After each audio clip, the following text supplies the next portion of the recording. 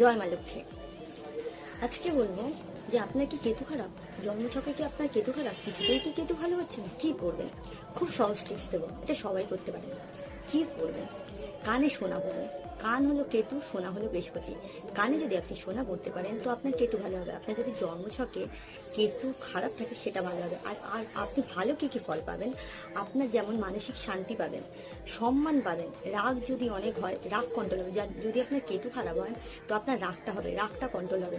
উল্টো পাল্টা মানে অনেক টাইমে হয় না যে রাগের মাথায় আপনি যাকে তাকে যা পাচ্ছেন বলে দিচ্ছেন, রাগ কন্ট্রোল করতে পারছেন না, আর আপনি সেই বলে দিয়ে পরে কষ্ট পাচ্ছেন, কিন্তু সেই পরিস্থিতিতে তো আপনি বলে দিয়েছেন, কথা তো আর ফিরিয়ে নেওয়া যায় না।